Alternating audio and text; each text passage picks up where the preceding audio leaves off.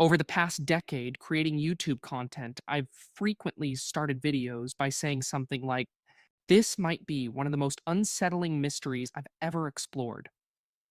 I guess the longer you delve into the depths of the internet, the darker the discoveries become.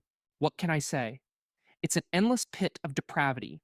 Yet today's subject could genuinely be the most disturbing material I've ever come across online.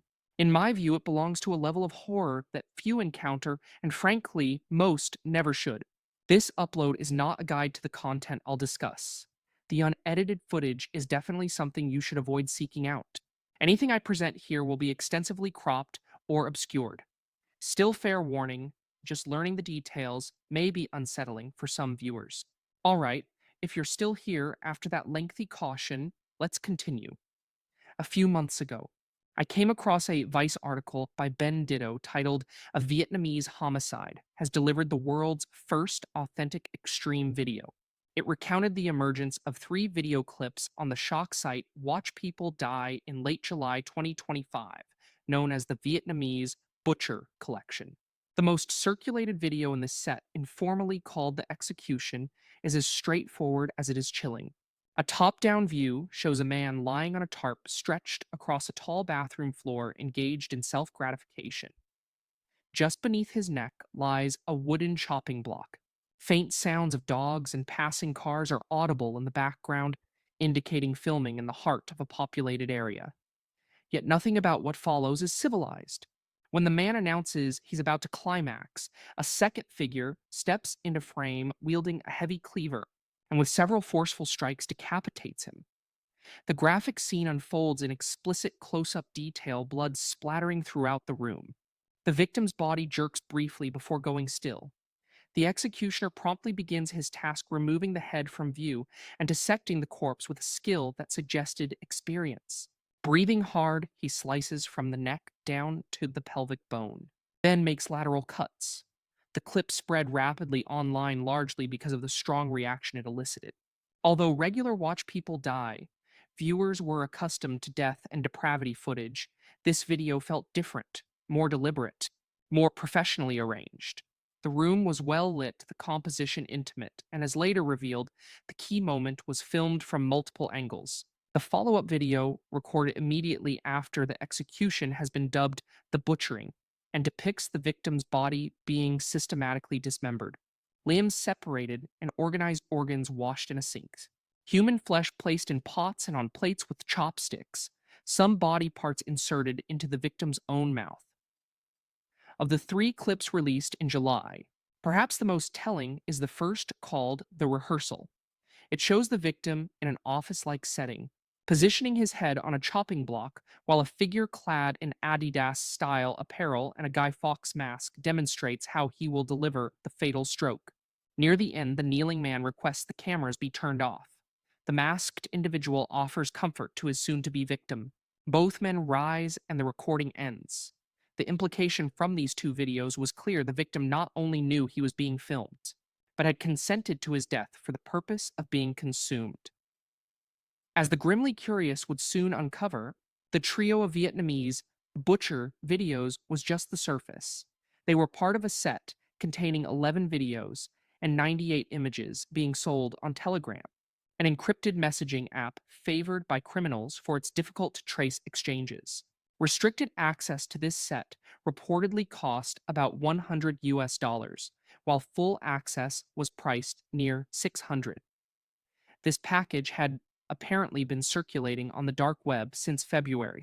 Approximately 5 months earlier, portions of it were uploaded to WPD. Not all content has emerged yet, but what has surfaced is sufficient to unsettle even the most seasoned investigators. In one sequence of leaked images, the victim's heart, kidneys, and several other organs were depicted cooked in a herbal broth with red dates and goji berries. Additional parts appeared to have been prepared as a curry dish. In another collection of images, the perpetrator is seen posing in a mirror while holding the victim's recently severed head. Some reports claim to have seen footage where the killer boils that head in a pot. However, if such footage exists, it has not appeared on the open web. Over the years, numerous disturbing clips have circulated online, but the Vietnamese perpetrator exploded onto the internet, like a freight train with Vice, calling the execution segment the first confirmed snuff video. According to their article, snuff is defined as a homicide filmed for commercial distribution. These are not merely real killings captured on video like the infamous Three Men, One Hammer incident. They're not just edited collections of unrelated gore clips. They must have been produced expressly to generate profit, not for entertainment, fear, or inspiration, but for financial gain. We could debate that definition endlessly, but what matters is that, according to criminologists, no filmed murder, online or otherwise, has ever been created chiefly to make money. Perhaps this case is the exception. After reading the Vice article, I believed this mystery deserved a spot in one of my disturbing internet findings videos. However, I found no other English language media covering this story. I waited for further updates, but none appeared. Gradually, the case slipped from my thoughts until last week when a viewer contacted me.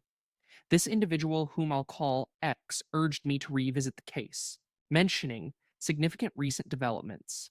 X directed me to a 106-page dossier compiled by the OENT and Cyber Investigation Vietnam community on Facebook. Operating discreetly using burner accounts for safety, this group conducted their own probe into the footage, gathering open source information seeking to identify the victim and expose the perpetrator. This is the account of their investigation. I will now refer to the Facebook collective as OSENT. OSENT began with basic online searches to determine existing information about the Vietnamese perpetrator. Unsurprisingly, very little was found. Despite the victim's face being clearly visible, his family, if any, had not come forward to identify him, nor was there evidence that authorities were investigating.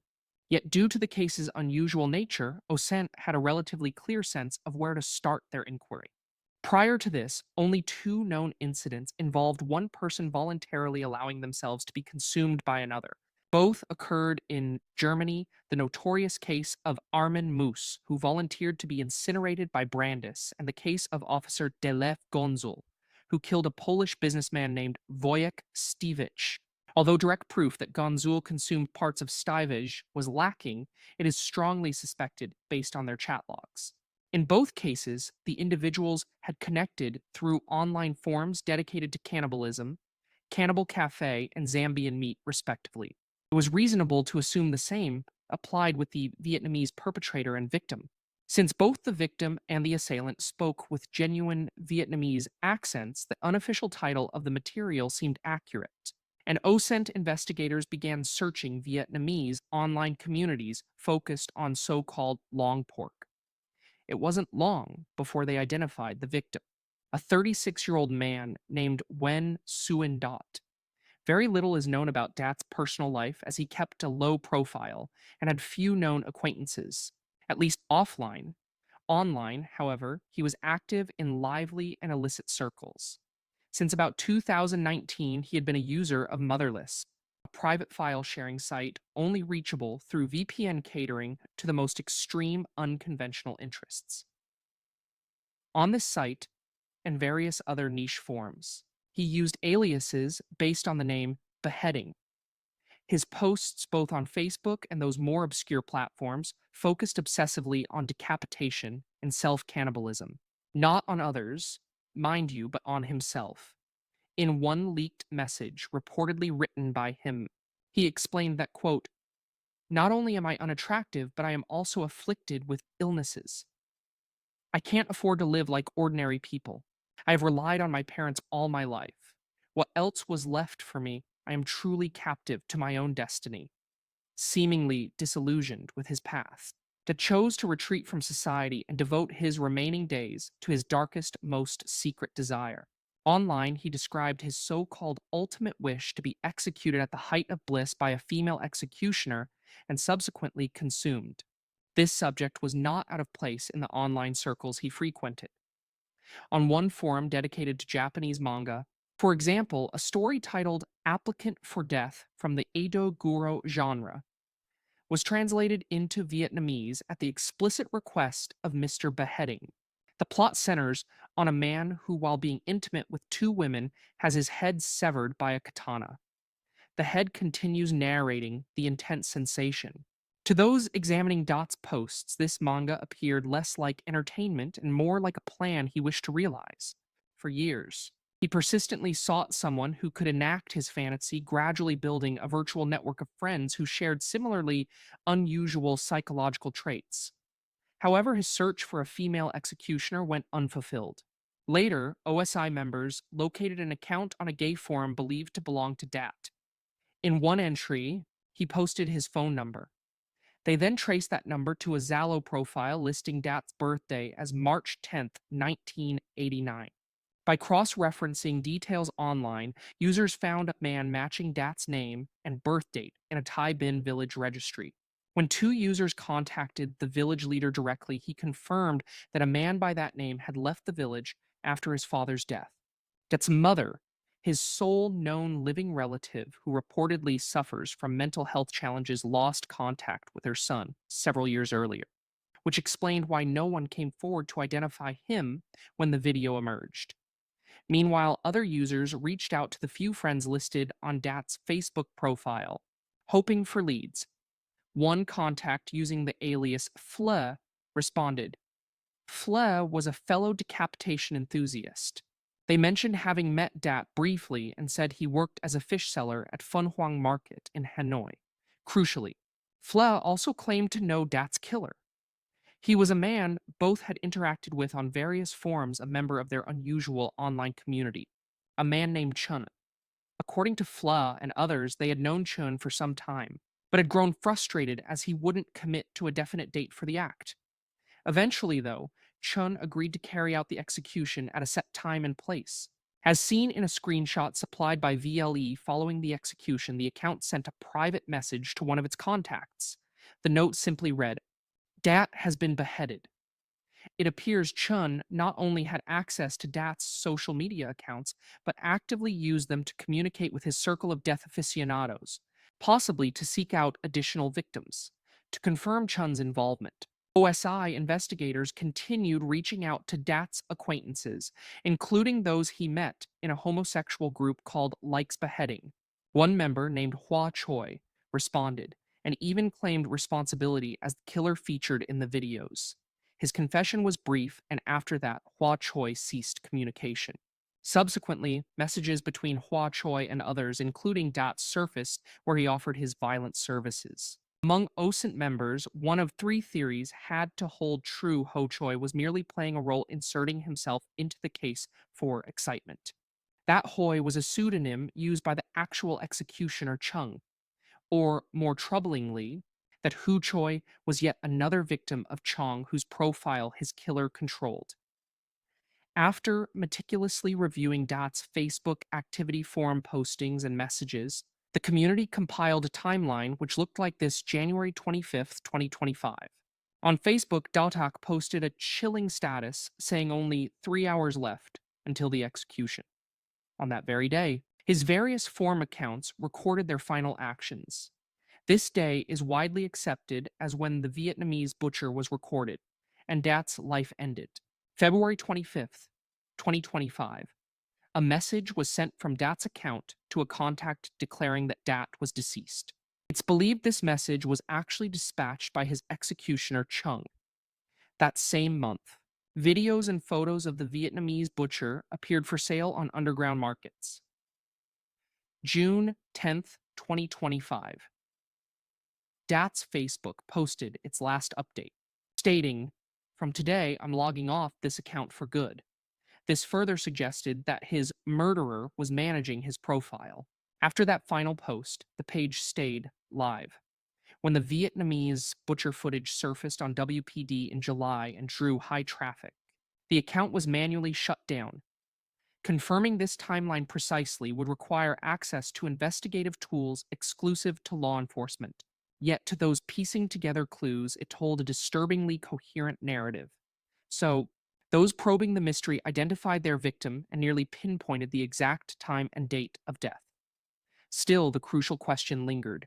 Who was the masked figure in the footage that known as Chung, although some naively believed he was blameless because he voluntarily surrendered his life? No country permits killing merely because someone consents. Assisted dying is an obvious exception. but only for patients meeting strict criteria conducted by licensed medical professionals under detailed legal and ethical safeguards. Any death occurring outside those boundaries remains classified as unlawful killing. Whoever Chung was, he was unquestionably responsible for murder. No one knows how many times this cleaver wielding madman targeted vulnerable individuals to satisfy his dark fantasies. No one knows when he might strike again. It was vital to track him down and reveal his identity. Fortunately, they had some leads, as noted in one photo. Chung appeared in a mirror holding Dot's head with enough visible features to extract details. For instance, he had a solid build, a receding or thinning hairline, a scar above one eyebrow, monolid eyes, a green mask, some guess to be military style, most notably a distinct birthmark pattern on his arm and underarm, and a tattoo reading Day 139. Searching for further clues, Nisonen scrutinized Chung's environment.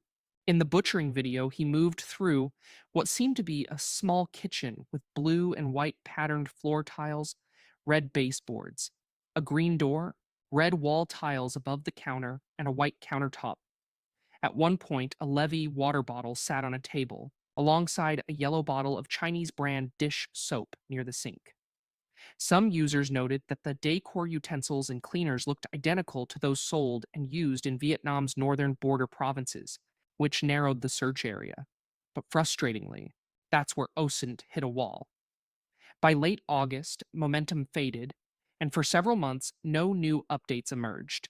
It appeared the Vietnamese butcher case would join countless other online mysteries left forever unresolved. Then, just last month, the story reignited. In the third week of November 2025, an anonymous Facebook user referred to here as the whistleblower, or WB, came forward claiming direct contact with both Det and the executioner. This individual shared recent screenshots from their final exchanges with Dat, received on January 25, 2025, in a message sent at 2:40 in the afternoon. The message informed WB that the execution would likely occur in about 3 hours, placing the time of death between 5:30 and 6 p.m. It also mentioned sharing the whistleblower's details with the executioner, hinting that WB might have considered offering themselves as a target. However, since then, WB clearly reconsidered. Rather than approaching the executioner, they chose to step forward to aid the investigation, expressing a desire for Dat's killer to face justice, even if Dat had consented to his fate. Importantly, WB released their chat history with the alleged killer, a man identified on Facebook as Cam Than Chung. In these messages, Chung stated, quote, Dat's bones have already turned to fertilizer. He invited the whistleblower to discuss the forthcoming beheading in person and proposed meeting at a precise address located on a street in Hulu Town, Langong Province. The pinpoint was just outside a government tax office. For the first time, the search for Chung had a clear lead, a full name, and a physical location. Enter a YouTube channel named K. Tamosh, known as the Curious One. This creator had been following the case using three-dimensional reconstructions of the crime scene. Now, with the name and address, he began cross-referencing all community findings against public social media profiles and declared that he had identified the killer. However, before he could disclose specific details, he reportedly received some form of threat and posted, "The forces behind this are overwhelming, powerful enough to consume our entire team." He declared the investigation would end there. He also warned that if anything happened to him, all information he had uncovered would be made public. Along with his message, he shared a partially obscured image of the suspect's face and a blurred screenshot of one username. It did not take long for members of the OEP to decipher that blurred name, Tansho Neo Niwan. From there, a network of connections began to weave together. The handle of Than Chung 51s and similar variants appeared across many platforms: anonymous forums, Instagram, TikTok. Crucially, many linked to a Twitter account named Duan LS, which in turn connected to a Facebook profile belonging to Duan Van Sang, a seemingly typical married father of two in his late 50s residing in Langong near the Chinese border. He was a retired deputy leader of a market management department, or MMD team, and also the head of Langong City's Duan family, a large clan with thousands of members. Von Song's photo depicted a man living a comfortable life. He held a senior bureaucratic position, enjoyed significant status within his community, and maintained strong government ties through both his work and connections via his wife and sons. Could he truly be the Chung everyone was searching for? As it turned out, Van Song's eldest son was named Tan Chung, whose birthday coincidentally fell on September 13th, 139. This was a coincidence difficult to overlook, as were photos of his son wearing clothing matching that worn by the masked figure in the rehearsal footage. While some speculate this points to Von Song's son's involvement in the production, the masked figure had a receding hairline and a body type more consistent with Von Song himself. Perhaps he borrowed his son's sportswear, or maybe they owned matching outfits. Regardless, private messages from the Campton Chung profile included photos strongly indicating the account operator was indeed Van Song, using his son's name as an online cover. Thus, while some believe Van Song might not have acted alone, at this stage, there is absolutely no proof linking his son to the incident.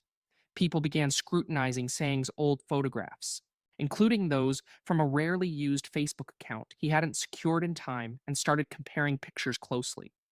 What they uncovered was deeply unsettling.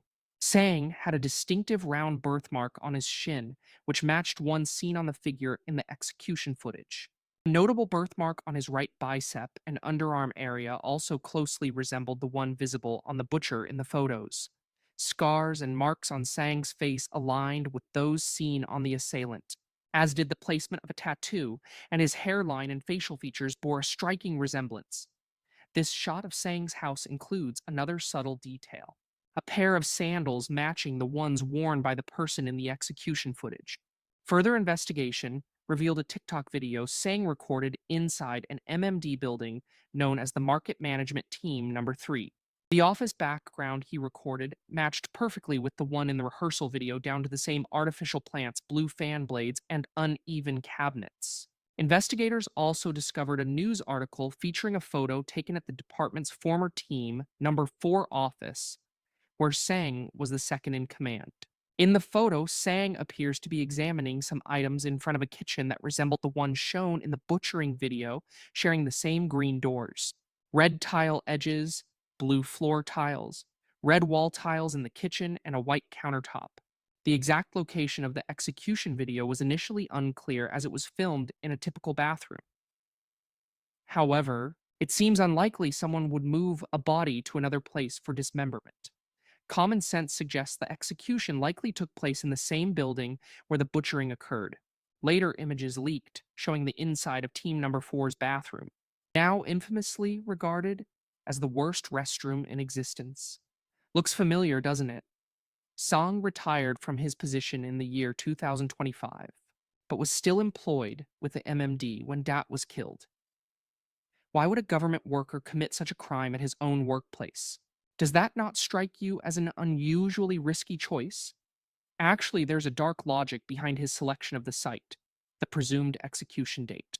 January 25th coincided with the start of the Tet holiday, when Vietnamese people celebrate the Lunar New Year. On that day, government offices would be empty.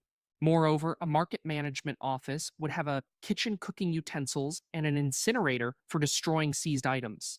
Sang reportedly volunteered to stay at the office for 5 days during the Lunar New Year period, while all other staff took time off. As online investigators tightened their net, Song became the focal point of an intense digital storm. Secretly, he had been part of online groups discussing the case, including the OSINT Facebook community closely following the inquiry. Reading threads commenting on updates, likely feeling an adrenaline rush as the hidden perpetrator in a story captivating the entire nation. He even responded with laughing emojis when users expressed frustration over the slowing pace of the investigation. Once his identity was revealed, he started posting strange and agitated messages on the group's timeline, saying things like, "I am the executioner. Who dares to catch me? Let me be clear, you are the true executioners who wish death upon others to celebrate. Isn't that so? I've lived 6 decades on this earth. I fear death no longer. Anyone wanting to meet me is welcome at my home. Who exposed me? Come forward. Skiyo to some. this seemed like the desperate thrashing of a man suddenly discovered by the internet. To others, it appeared to be the terrified confusion of someone wrongly accused on a massive scale, possibly out of loyalty. Sang oddly defended himself by posting, then deleting a photo of his lunch captioned, "Come on, it's just a bit of human flesh." Probably just a provocative piece of grim humor. But I'll blur that image anyway, just to be cautious. At this point, the evidence was persuasive. Digital forensics added multiple layers to the case. Some individuals tried to reset the passwords on two of Sang's email accounts, both secured with two-factor authentication tied to the same Oppo Reno 2 5G device. Attempts to reset a password for an email linked to DAT's phone also traced back to that very device. Another detail added to OSINT's increasing list of coincidences. Examining the digital footprint tied to Sang's online profiles, a troubling pattern appeared. The person behind those accounts initially used social platforms to seek casual encounters and flirtations on gay forums. Over about 2 decades, he gradually crafted a dominant persona, someone intent on controlling, humiliating, and tormenting his partners. Eventually, an obsession with cutting and consuming human flesh developed. In 2022, Sang posted photos of a dismembered body on a forum, claiming it was to toughen up other members. The images were later taken down and their origin remains uncertain. Screenshots also reveal attempts to order severed pieces of male anatomy, presumably from suppliers in southern Vietnam. These parts are believed to come from gender affirmation surgeries, or men willing to sell body parts for cash. Among Vietnam's online community, the pile of coincidences against Sang was overwhelming. The body markings, tattoo, kitchen setting, office gadgets, addresses, usernames, and post history collectively painted him as the prime suspect. The next step was for the authorities to formally investigate and confirm suspicions using both physical and digital forensics. Yet, despite warnings about the Vietnamese butcher videos, the authorities remained inactive for months. Comments on Langong's police page calling for action were quietly removed. Some attributed this to police negligence. Others believed it was an effort to protect Vietnam's clean image, while some suspected corruption. Due to Sang's status and party connections, many worried he might be using his influence to halt the inquiry, and with mounting attention might begin targeting members of the OSINT group individually. For safety, most members continued their investigation under anonymity. After months collecting digital clues and raising awareness, the 20,000 strong OSN community compiled a 106-page document summarizing their findings, even translating it into English to widen its reach. The PDF circulated widely. Within days, the Facebook group surged in membership and their evidence became too weighty to dismiss. On November 28th, 2025, it was quietly revealed that Sang had been taken into custody and the suspected crime scene sealed for forensic examination. According to police report translations, 3 teeth believed to be human were found beneath the kitchen sink, alongside numerous bone fragments discovered in the restroom's septic tank, the kitchen drainage cavity, and the water channel behind the kitchen. Forensic analyses are ongoing. The report also notes a search of Sang's residence. This search uncovered 2 jackets matching those worn by the suspect in rehearsal footage, plus a space heater seen in the execution video. Authorities also confiscated a mobile phone thought to belong to Dat, which was in use by Sang's older sister. Upon questioning, she stated Sang had given her the phone to use. Following his apprehension, Sang confessed to involvement in the Vietnamese butcher incidents. His formal statement currently reads as follows. Around 2020, Sang met Dat via social media. After some time chatting, Dat revealed he was part of a group operating through a website called Motherless. Dat repeatedly encouraged Sang to join this group. Initially, Sang found it brutal and refrained from joining or engaging. Nevertheless, Sang continued to research various forms of sexual violence gay practices and eventually became a member. Dat continued telling Sang about his wish to be terminated in a particular way. At one point, Dat offered Sang the sum of 10 million dong, roughly $380, to rent a place where this could be carried out. By July of 2024, Sang agreed and showed the desire to carry out the act, as Dat requested. On the 25th of January 2025, Sang called him to the market management building. When Dat arrived, he brought two cleavers for Sang to use. Around dusk, Sang ended Dat's life, exactly as seen in the video clip shared online. After the act, Sang used a knife to cut the body into several parts, separating bones, flesh, and internal organs. He placed the pieces in a pot and boiled them to slow decomposition and control odor. He then crushed the bones and placed both bones and flesh into nearly 10 plastic bags, reportedly feeding a small amount to dogs. He disposed of the remains in various locations, mostly placing them into public trash bins. Regarding the two cleavers used as weapons on the 27th of January, Song discarded them by placing them in the container of a handcart left by the roadside while heading home from work. Some individuals take issue with how Sang's confession is presented, claiming he frames himself more as the victim, suggesting he was influenced or manipulated by Dat to follow instructions, despite clear evidence that Song had delved into disturbing online content for many years, including posts discussing desires to kill and consume people, and that just 2 weeks later he was actively trying to recruit a whistleblower as his next target. This clearly points to a premeditated pattern rather than manipulation. Naturally, this case is very recent with new details emerging constantly. Yet, thanks mainly to the efforts of the OSIMP Facebook group, Sang will face trial for the killing, and depending on progression, could be subjected to the death penalty, though this might not be the final chapter. With more information revealed, it's evident this case doesn't fit Vice's exact definition of snuff, as Sang captured the videos mainly to satisfy his own disturbing desires. Financial gain seemed to be a secondary motive. But what if Sang was not the one actually selling the footage? As mentioned before, appearing on shock websites, the so called Vietnamese butcher material was spread by unidentified Chinese speaking parties using encrypted messaging apps. Currently, it's unclear if Sang, his online contacts, or even more concerning dark web associates who aided in producing these videos were responsible for distribution. This speculation has led many to theorize that Sang was not acting alone, but rather part of a wider underground network of illicit content traders across East and Southeast Asia. Other similar cases have started to surface on the Chinese platform BU Tiber, including a nun selling genuine footage of dismembered Asian men.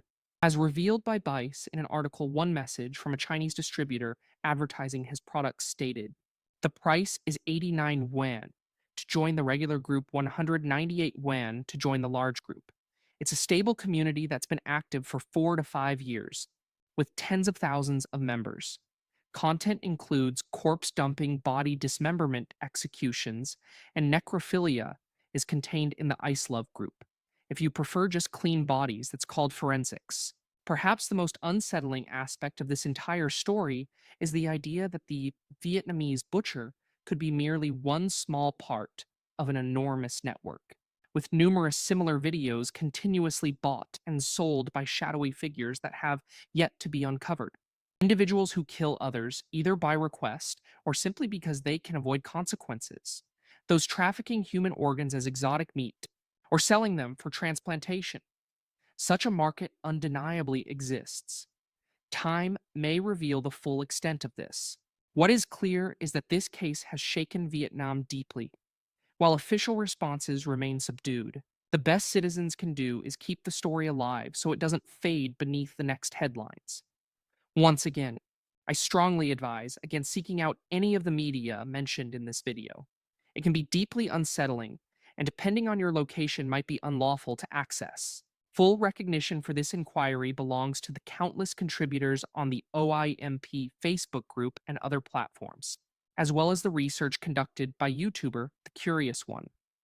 I also want to extend my gratitude to my anonymous viewer X for reaching out about this case and keeping me informed as new details emerged. I must also express my sincere thanks to my supporters here on YouTube and Patreon, particularly my top patrons: Holly Lyons, Gina, Valera, Cullum, Monsma, Connellan, Hamish, Alana, Pon Azriel, Warkey, Peter Lord, TNS, Mom, Asia, Mina, George Lopez Farewell, Tattoos, Jackal, Yokai, Terry, Ford, Misty, Blue, Longy, Adelstein, Truasm, John Stewart, Muller, Blythe, 420, and Hamish Equal. Your ongoing support means a great deal to me. Thank you all sincerely.